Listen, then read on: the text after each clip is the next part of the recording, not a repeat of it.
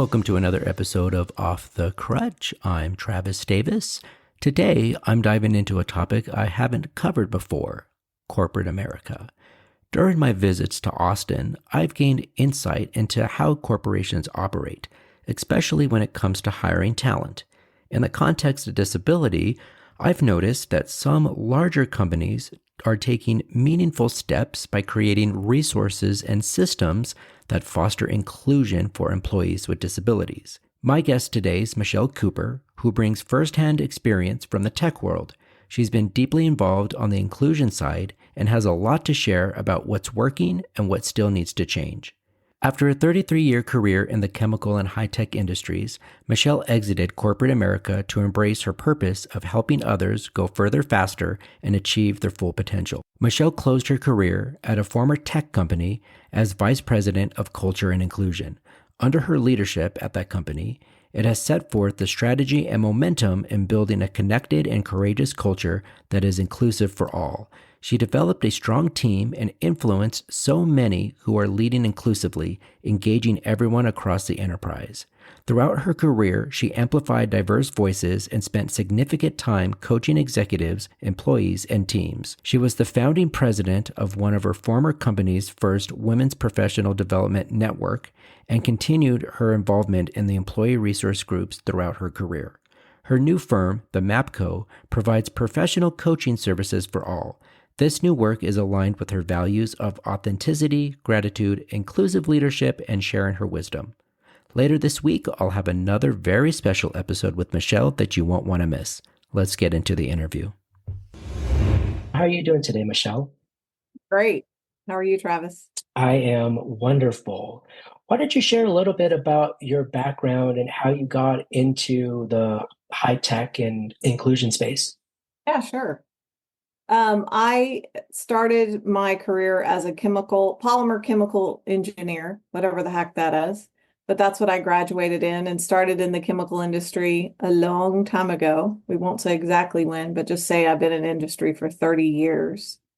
And so I spent 9 years at that first company in various roles and mostly in operations and research and customer service. And then I came to Austin and got a role at a very large high tech company here. And I started in operations, and I spent the majority of my career there in operations. I left for a little bit and went to a solar company in the middle there, but I was always part of either manufacturing, supply chain, logistics, all of those types of roles. But I was always interested, all the way back to being a senior class president in high school. I was always interested in leadership and what makes people want to give their best, right?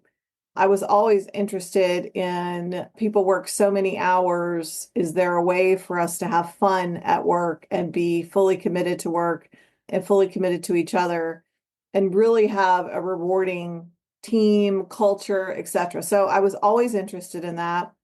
I was part of the first women ERG employee resource group at my company, and I was on the founding board of that group, and that group has gone on to do amazing work at the company.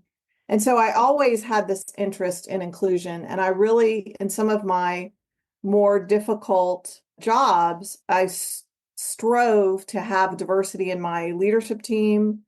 I really looked for leadership skills over the skills of the job, knowing that we could train the people how to be skilled, but natural leadership is really something that's hard to train, hard to learn. And so I had case studies in the business where I had taken a really diverse team with varying skill sets and delivered results on paper. And so always my passion. And about 3 years ago, they opened a role as head of diversity, equity, and inclusion.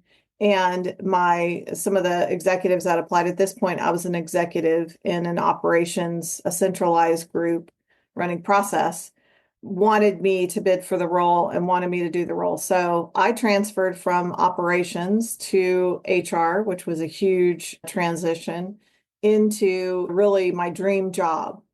And at this company, this high tech company, we weren't there to destroy anything. Already an amazing culture, number one in our industry, semiconductor capital equipment, already number one. So it really was just about taking the employee experience to the next level culturally. And so really, I was interested in that. I had led a big software change at the company where 7,000 people's jobs changed. So they knew I could do it. And so, yeah, for the last 2.5 years of my career, that was my role. And we made a lot of accomplishments, a lot of strides in that direction. What struck you about the company's efforts in to having a more inclusive environment specifically for workers with disabilities? Yeah, I think the semiconductor industry overall, if you look at the growth trajectory, and semiconductor just means computer chip, right? If you look at the trajectory, there are not enough workers for the amount of growth that we're going to see. Because if you Mm. think about AI and you think about chips in cars, chips are everywhere now. And so the amount of growth in that industry means that you're going to run out of labor. You're going to run out of labor force. And so if you're not motivated by it's the right thing to do, and you're motivated only by business, which my company was motivated by both, but if you're only current culture may not be motivated by both. But if you're only motivated by the business case, we have to include everyone. We have to include everyone. There's not going to be an opportunity not to. And the rate of innovation required means you have to have the best people. It does not matter who they are, quote fingers, who they are. It only matters whether they are the best in their field, whether they're the smartest, whether they're the most capable. And so that's really broadened the view in high tech for sources of talent, for what it means to have talent for that industry. And that was really the driving force. In your time there, did you see any difficulties with the workers with disabilities getting assimilated? I know from my experience talking to other people in the business world, some in HR, they really don't know what to do or what to say and how to really handle those types of situations because they don't either want to offend or they just don't know and they want to, but how do we do it? So if there's not a lot of workers with disabilities in the workplace in the type of roles that you've been around, then of course these managers are going to have a harder time with the inclusion aspect. Absolutely. And I think for us, it really was about more than just the visible disabilities and the ADA requirements. I think is like a minimum threshold that employees must do and can do, make accommodations when people request accommodations. But I think you need to take it the next step, which is creating, and we've talked about this, a psychologically safe environment. And what that means is the ability to speak up or speak your truth without fear of retribution.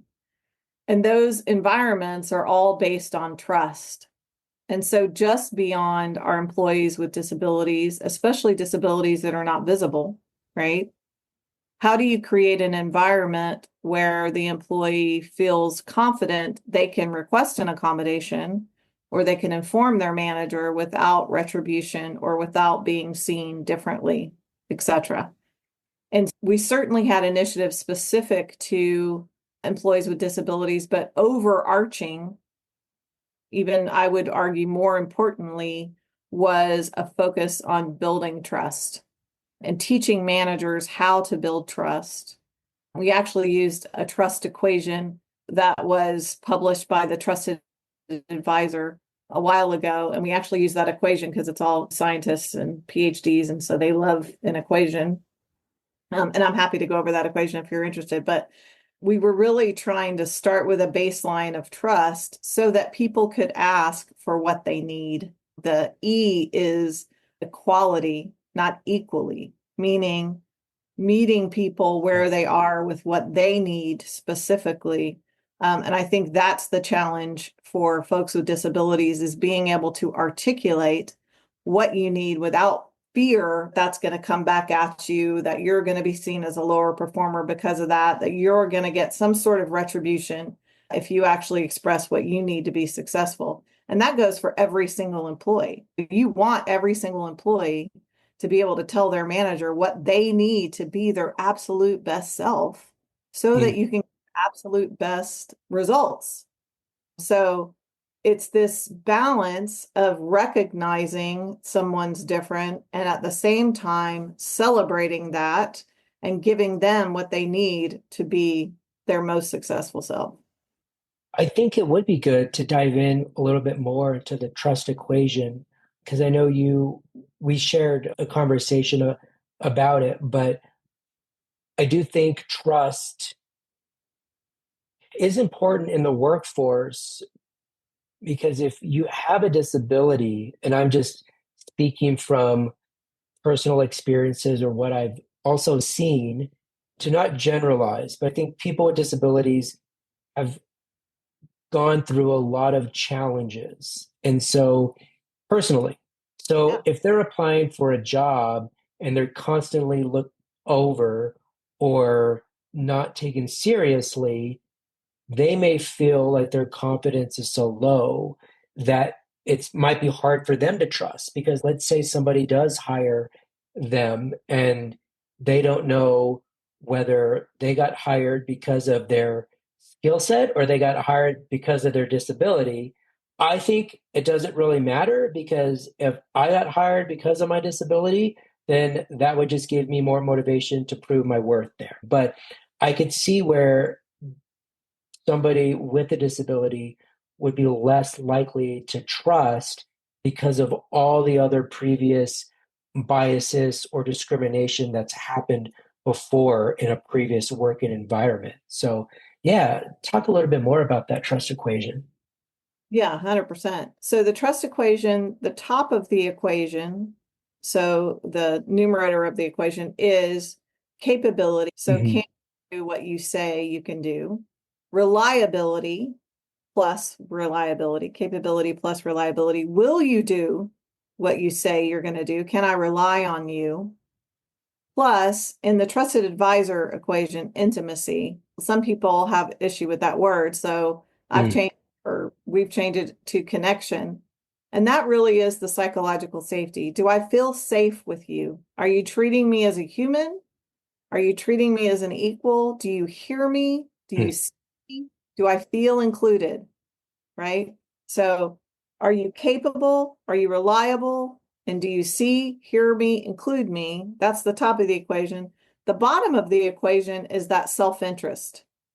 So, are you in it for you or are you in it for us?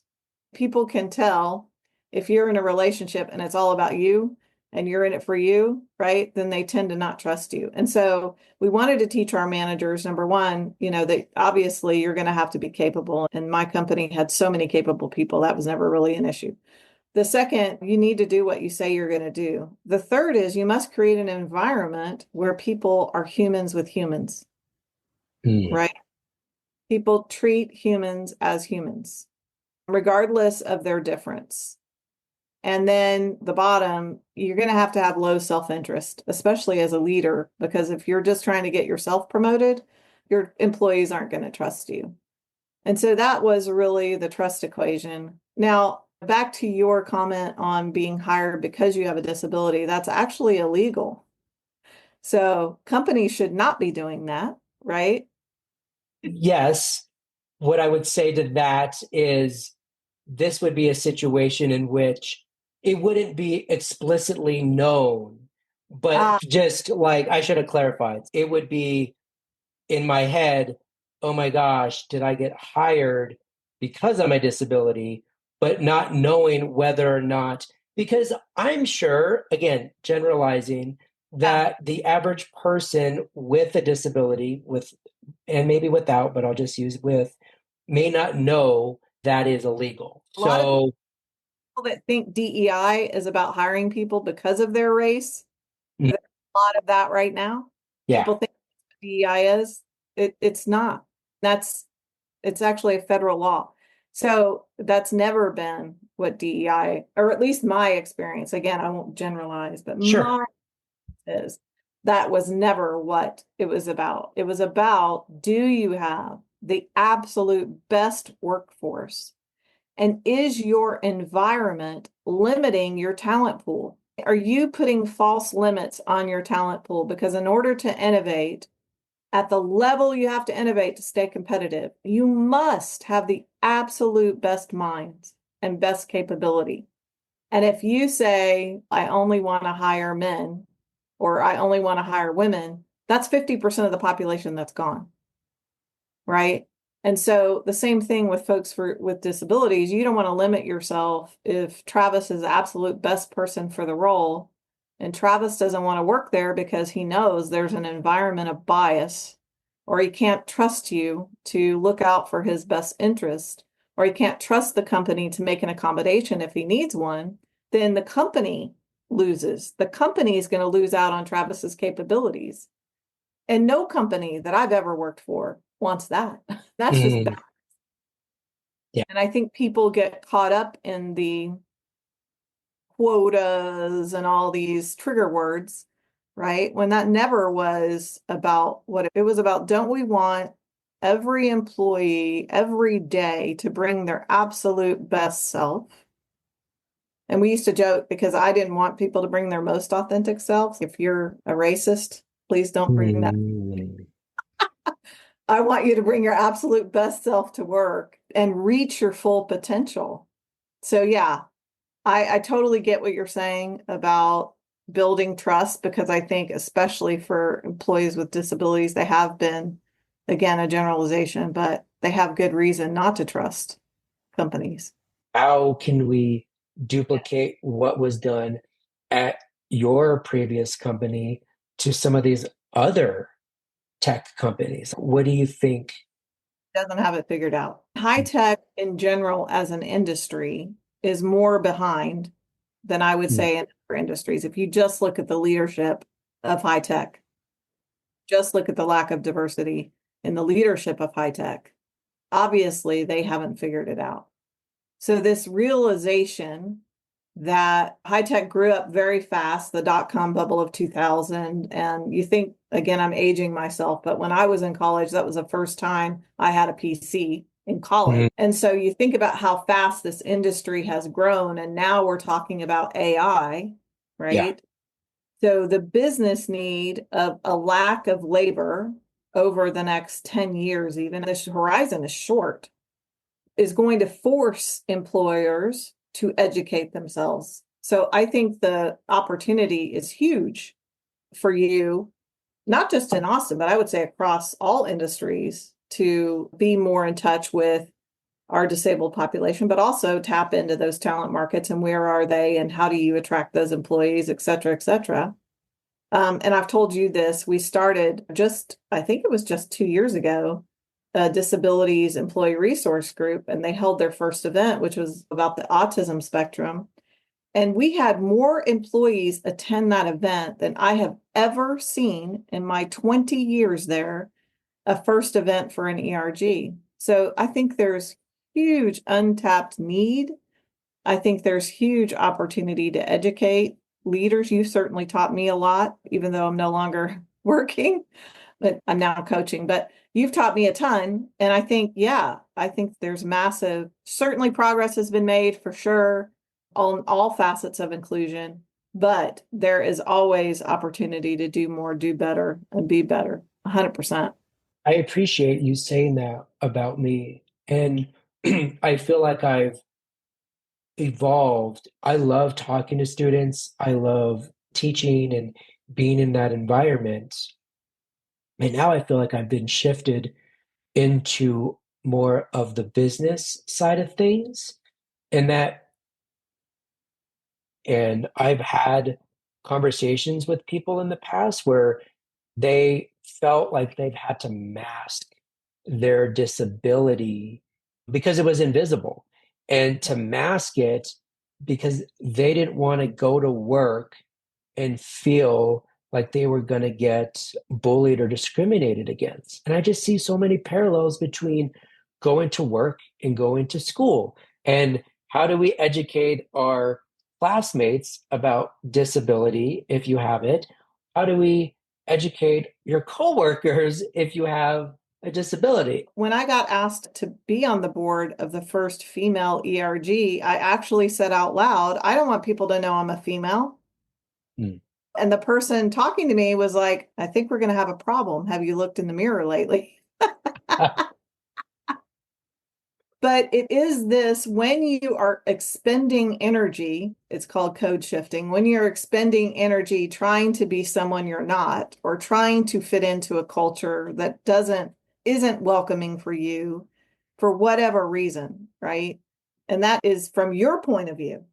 It matters what you think, right? And this is Hmm. where listening to people matters because you don't know what the culture is unless you ask people what it is, right? A lot of corporations are like, our culture is based on our values and our values are blah, blah, blah. Yeah, but you don't know what your real culture is until you talk to people that experience it on a daily basis. Hmm.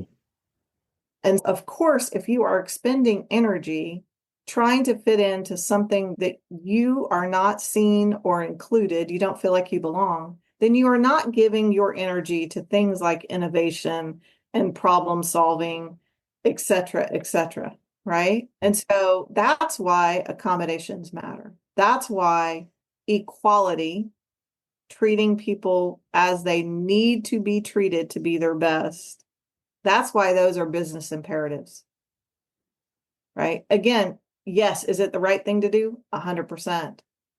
Is it a business imperative? 100%, right? Especially if you've hired this person.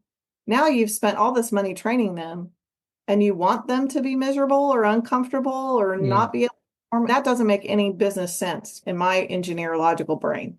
You want every employee to want to be their absolute best and be able to be their best because you as their leader are supporting them in being their best. Cultures of fear and cultures of intimidation, the whole bully point that you made earlier, they don't work anymore. They Yeah. work short bursts. Yeah. But if you are in the game of long-term innovation, you are going to change the way the world works. It's just not going to work. That doesn't work anymore. Something that I was just thinking about, and I'm sure it could translate into like other areas, but specifically with the disability community. I have said to multiple times to many people that I can open up doors that other people cannot. And I think sometimes like those doors that I can open up can really spark change and be like a conduit for innovation. If I'm just looking at it from if I were to talk to a business, if you only have a certain type of person or workforce, then you don't have this other perspective with just say random person with a disability, Jeff. You don't have Jeff, but then you also don't know that like Jeff can be a voice and open up doors to maybe your company or even have a conversation about a possible revenue stream. I'm just talking out now about just hypotheticals, but if you engage this population, you may actually know that they're like really smart or they have these talents or these connections that actually can bring people together. And so that's why I take connecting people very seriously because I do know that, yeah, I was born this way for a reason. And now as I'm getting older, I'm realizing like, yeah, I can not only impact students, but I can also impact businesses. And if I can help Michelle with her coaching or her goals by connecting you with somebody else that you wouldn't have the opportunity to, let's just say because of my disability, like I can connect people with certain folks, then yeah, like it enriches your life. And I think on a macro level, it can enrich a company's life or 100%. business. Yeah. Yeah, I agree with you. And again, I think that is the Japanese use a term in quality systems called going to Gemba. And so it's going to the people experiencing your product or Mm, experiencing your process and asking them what would make this better? What would make it a better experience mm, for? It's not putting the onus on them because I know in the diversity world, people get tired. I'm tired of representing all women. You mm, know, it's not that. It's basically what would make this experience for you better. There's a famous story about one of the executives of Tide soap for laundry at a friend's house, and the wife was trying to open the container and was like had to go in the kitchen and got a knife and then was and he was like, what's happening? And she's like, you can't open these containers. You can't. It's physically impossible. I almost stab myself every time. And it changed every product that they make because that executive just happened to be there. And that's when this whole idea of focus groups came. So oh, folks with disabilities, whatever those may be, can certainly educate their managers and their employers on what would make them more successful. And as a female in high tech, for years, I was hesitant to do that. It was only until people saw my value or treated me as if they saw me as my whole person that I was willing to give that piece of myself.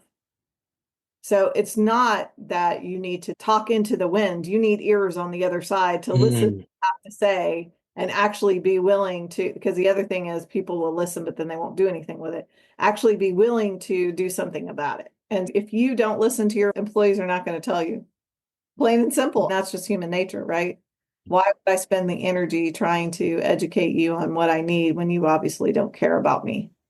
And in order to move forward, you have to demonstrate that care. And in order to demonstrate the care, you have to know that you need to, and you have to be able to recognize when there's a problem. And that's where folks like you come in to educate people on what is the bias that you're just not seeing what the problems are. yeah. No, I think that's it's really important because you don't have to, but there's the words to share with the manager and then finding the people that are willing to listen because I can just reiterate what you're saying. I can talk about my experiences and how I've had good ones and bad ones. But if people on the other side are not wanting to listen, then it's problematic. And you do have to. So now I'm back to the business imperative. So there's a limited amount of workers. Look, we have the lowest unemployment rates that we've had in 50 years. Okay. So we have a limited amount of workers. You can invest in them and they'll stay 3 years and then go to your competitor for 10% more because you don't have the right culture where they want to stay.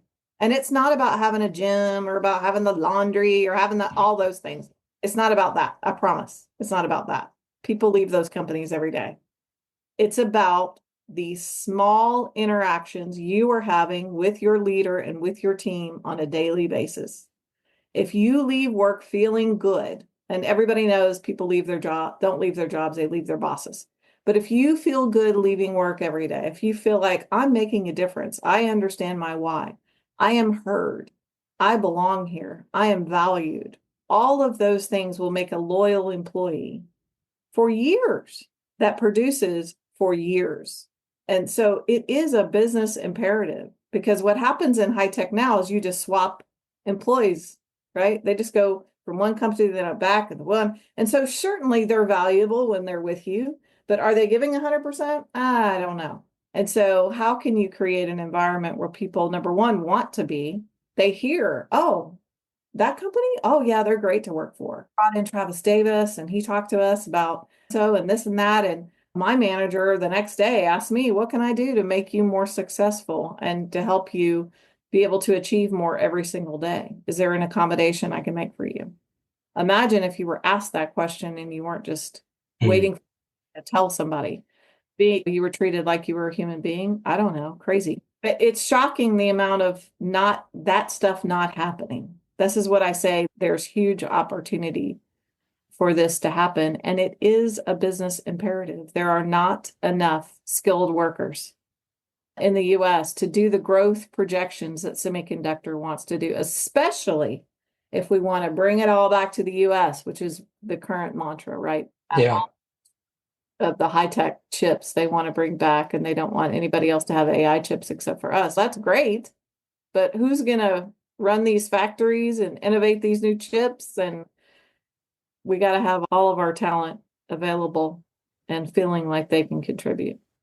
And I'm sure we could come up with a long list of ways that companies could include or should include workers with disabilities or even create a psychologically safe space. But what would you say is like one thing that companies could do moving forward?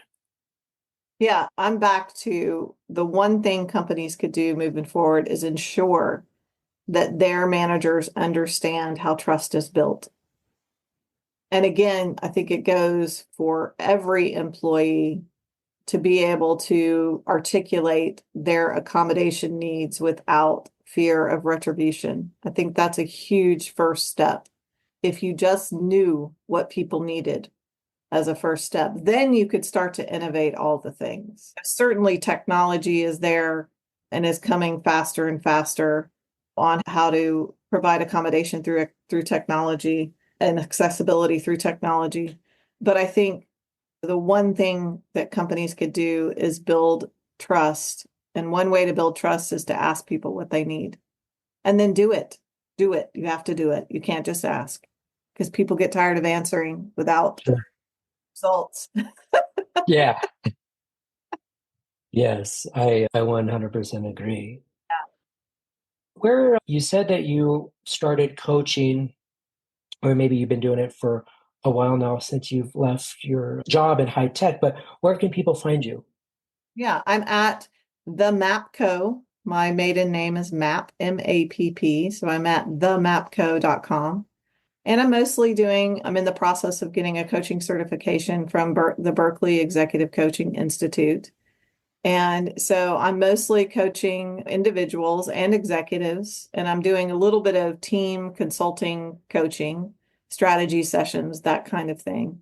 But yeah, really, this phase of my life, what's important to me is I want to impact as many people as I can with the minutes I have left. I lost my husband in 2021. He was an amazing human being who was a non-judgmental, unconditional love giver, and he was in really the same role his entire career. So by our traditional standards, I would say in my eyes, he was one of the most successful people. So I'm trying to take on some of his qualities in this new phase of my life, Yeah, really be of service to if people can learn from lessons I've learned. I'm also writing a book called Can We Curse? Travis, how do you sure. feel about Yeah, go for it.